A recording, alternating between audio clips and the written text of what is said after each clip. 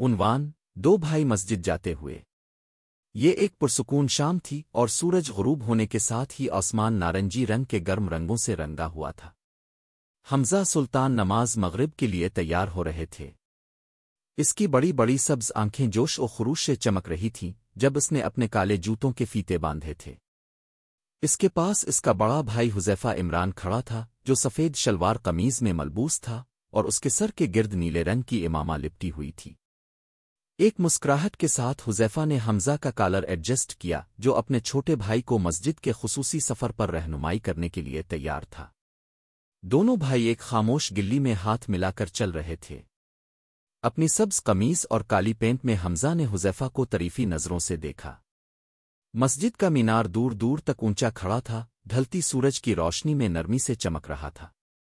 چلتے چلتے حذیفہ نے نرمی سے کہا، حمزہ، کیا آپ کو مغرب کی نماز کی برکات معلوم ہے؟ یہ وہ وقت ہے جب ہماری دعائیں قبول ہوتی ہیں اور ہم اس دن کے لیے اللہ کا شکر ادا کرتے ہیں۔ حمزہ نے ہر بات کو غور سے سنتے ہوئے بے تابی سے سر ہلایا۔ مسجد کے اندر فانوس کی گرم سنہری روشنی نے ان کا استقبال کیا۔ حذیفہ حمزہ کو وضو کے علاقے میں لے گئے جہاں انہوں نے ایک ساتھ وضو کیا۔ میرے قدموں پر چلو، حذیفہ نے حمزہ کو اپنے ہاتھ، چہرہ اور پاؤں دھونے کا طریقہ بتاتے ہوئے کہا۔ حمزہ نے اپنے بھائی کی نقل کی، جوش سے پانی کے چھینٹے مارے لیکن توجہ کے ساتھ خود کو نماز کے لیے تیار کیا۔ جب اذان کا وقت ہوا تو حذیفہ بڑے اعتماد سے آگے بڑھے۔ مسجد کے مائکروفون کے پاس کھڑے ہو کر اس نے کانوں میں انگلیاں رکھ کر سریلی آواز میں اذان کہی۔ یہ آواز مسجد سے خوبصورتی سے گونج رہی تھی۔ حمزہ خاموشی سے نماز کی چٹائی پر کھڑا اپنے بھائی کے موقف کو نقل کرنے کی کوشش کر رہا تھا، خوف سے دیکھا۔ اذان کے بعد حذیفہ حمزہ کے پاس جھک گیا۔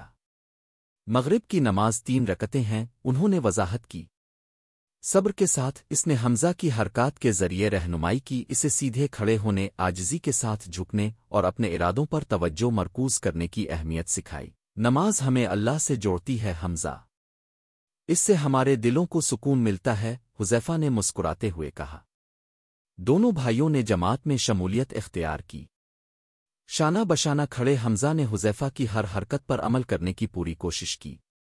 کھڑے ہونے سے رکوع اور سجدہ تک اس نے ایک گہرا تعلق محسوس کیا۔ بھائیوں کے درمیان رشتہ ان کی مطابقت پذیر حرکتوں سے واضح تھا۔